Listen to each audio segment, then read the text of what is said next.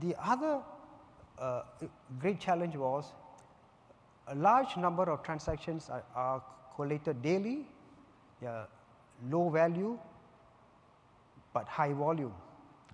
And our transport operators are very crash driven. So what it means for us is, by the end of the revenue day, which is about 3 a.m., we have to start processing the transactions and make sure it gets to their bank account by 8 a.m. So really you only have 5 hours for processing. And there's a very practical reason for it, because when they come into the office at 8:30, if they find they have not got their money in the bank or not the right amount, they will get on the phone and call as many of my staff as possible. And we really want to avoid that.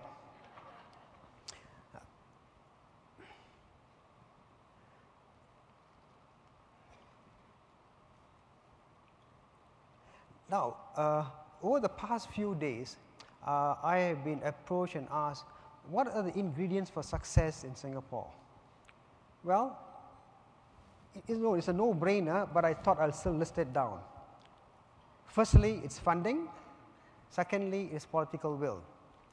Now, as some of you may know, Singapore has had the same government for the last 50 years. It's quite a prudent government. Therefore, we never have problem with 1 and 2. But talking to many of you, I realize in other parts of the world, this is a major challenge. And I'm afraid I can't really give you much advice other than change your government. Okay.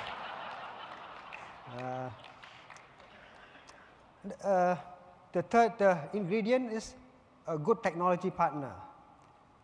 And the fact that I'm here at the IBM conference speaks for itself. Now the last item, which is strange because it's so obvious, and time again I find most experienced project managers keep tripping over it. This is getting clear requirements definition. And even to me, it came home just 2 days ago when I was at a restaurant and the waitress showed me her wine list, and I thought, I'll be pleasant, and I said, let's have a local wine. Then she looked at me very coldly and said, that's not local, that's a Californian wine. And to me, of course, I was taken aback. Then I realized her idea of local and my idea of local were quite different. And we are both probably right.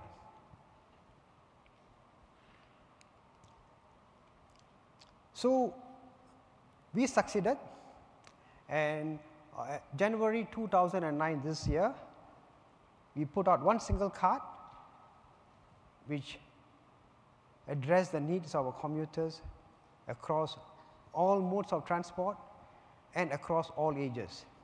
The same card serves the children, the students, and as they graduate, as they become adults, and as they go into twilight as senior citizens.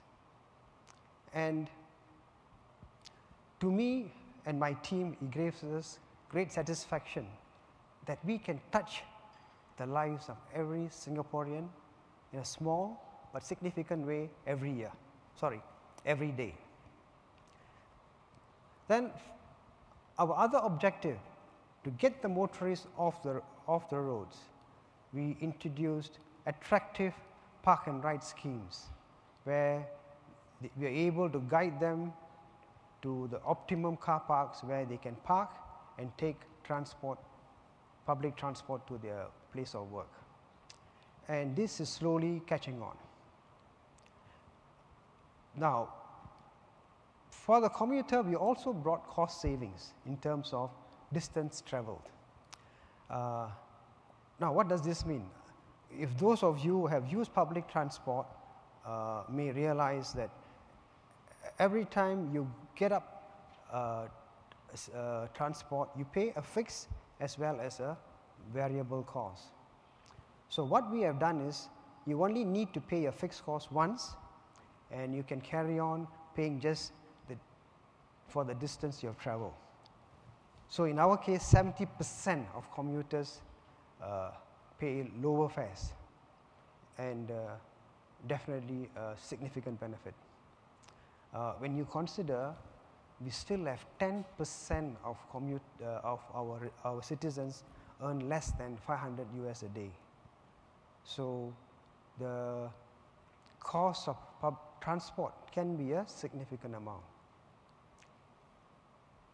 Now, most importantly, the smart card gives us a powerful tool to collect data to continuously improve the system, because we know complete pattern of transport, whether you're a motorist, motorcyclist, a truck driver, or just a student going on a bus, and enables us to provide the most optimum transport for the maximum number.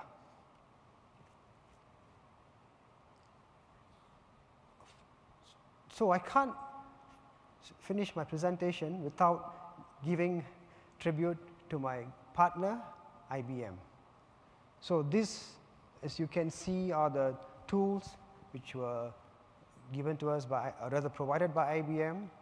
And instead of going into the technical details, let me talk about the approach we took. The conventional wisdom in my organization has always been to get the best of breed.